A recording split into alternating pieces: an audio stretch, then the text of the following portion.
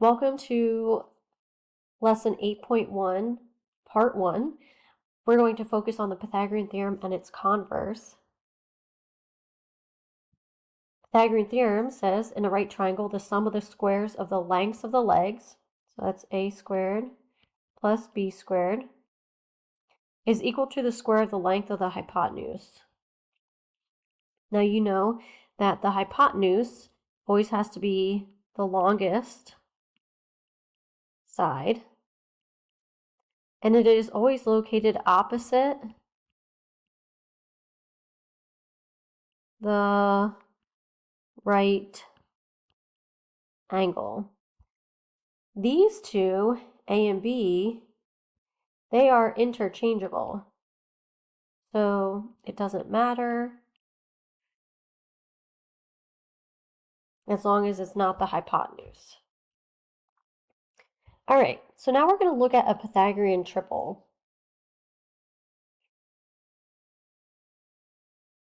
Oops, too much. Okay, so in a Pythagorean triple,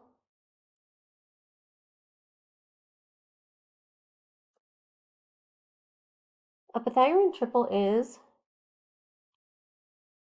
a set of three non-zero whole numbers. What happened?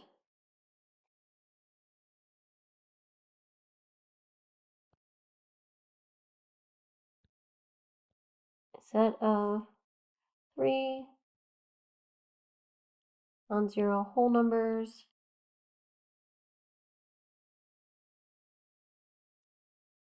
A, B, and C that satisfy the Pythagorean theorem. A squared plus B squared equals C squared. All right, so let's take a look at some of the Pythagorean triples. 3, 4, 5 is a very common Pythagorean triple. 5, 12, 13 is another very common one. Some not so common ones are 8, 15, 17, 7, 24, and 25. Now, you can use any of these or any multiples of them as well. Okay, so for example, if I took 6, 8, 10, that's automatically a right triangle because those are all multiples of this Pythagorean triple. So Pythagorean triples are whole numbers, okay? I want to focus on that, that make three sides of a right triangle. This first example says, find the length of the hypotenuse of triangle ABC. Do the lengths of the sides of ABC form a Pythagorean triple? All right, so it looks like we do not know the hypotenuse. Okay, so we're looking for the hypotenuse. So we have 20 squared plus 21 squared equals C squared. Again, 20 and 21 could have been interchanged, but C must be the hypotenuse because it's the longest and is opposite the right angle. All right, so we have 20 squared is 400, 21 squared is 441, and that equals C squared. So now when we add those together, we get 841 is equal to C squared. Okay, so we undo C squared by taking the square root of it, and whatever we do to one side, we must do to the other side. C is equal to 29. Okay, so now we answered part 1, which was to find the length of the hypotenuse. Then it says, do the lengths of the sides of triangle ABC form a Pythagorean triple? So we have 20, 21, and 29. So remember that a Pythagorean triple is a set of non-zero whole numbers that satisfy a squared plus b squared equals c squared. So yes. Okay, these are all whole numbers, so yes. They are Pythagorean triple. All right. So now let's look at this other example. It says find the value of x. So x is a leg this time. So it could be A or B. And then asks, do the sides of this triangle form a Pythagorean triple? So I'm going to make x my A. So I'm going to have x squared plus 8 squared is equal to 20 squared. All right, so x squared plus 64 is equal to 400. So then I subtract 64 from both sides. I get 336. Oops. Okay, 336. And then, so I have to take the square root of both sides. So I have x is equal to the square root of 336. So now I want to think of my perfect squares like 1, 4, 9, 16, 25, 36, 49, etc. So we need to find which of these perfect squares are factors of 336, and we want the largest one possible. So if you try them, you'll find that 16 times 21 will get you back to 336.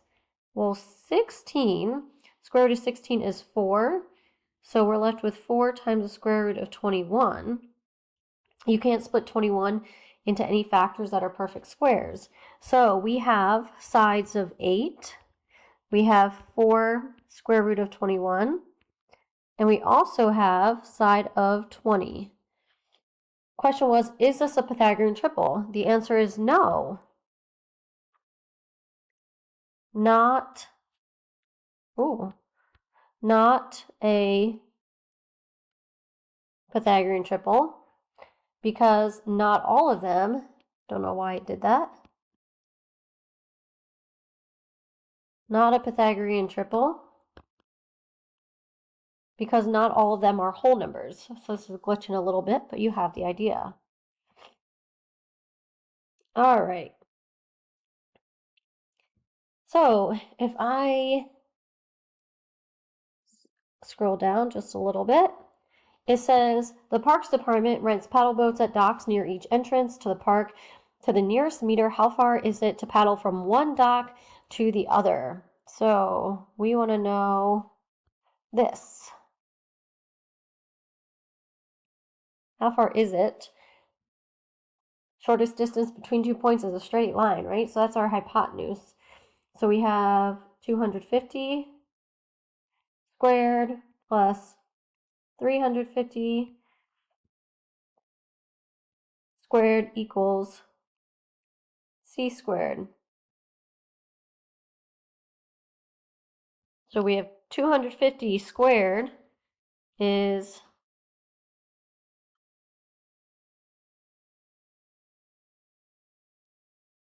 okay, 250 times 250, 62,500, oh my,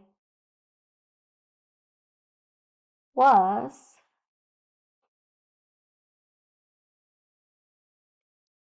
122,500.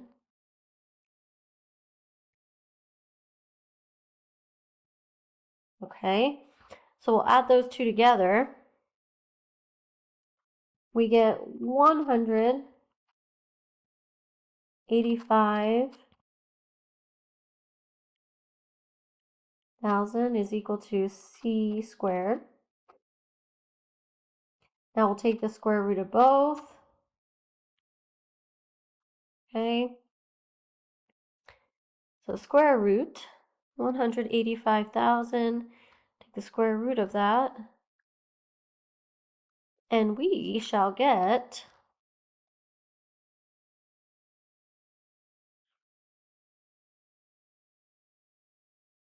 50 square root of 74. Oops, that should be a 4. Now that's leaving it in simplest form. This is the exact answer because it has a radical. So if you didn't keep the radical in there, and you got instead, if you did 50 times square root of 74, you get 430 point, if you round, 12 meters. So this is rounded, and this is exact, has the radical in it. My pen is being super glitchy. I'm not a fan of this. All right.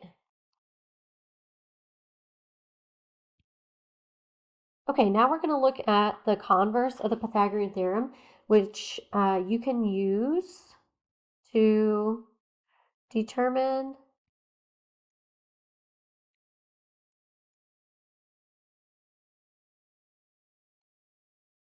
if a triangle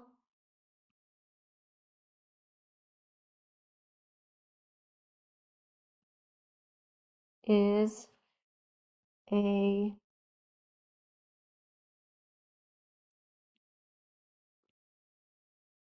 right triangle. So basically, if the Pythagorean theorem works, then it's a right triangle. If it doesn't work, it's not a right triangle. So if we're looking here, okay, here is the hypotenuse, because that is the longest side, right? So we know 85 is the hypotenuse. So the other ones, it doesn't matter the order. So 84 squared plus 13 squared is equal to 85 squared. All right, so now let's try it. 13 is 169, and you square that. 84 is 7,056. And when you square 85, you should get 7,225. When you add 169 and 7,056, you get 7,225, which is equal to 7,225. So yes, it equals. That means that yes,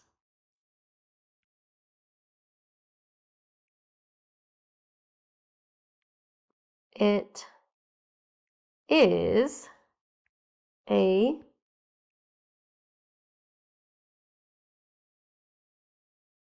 right triangle.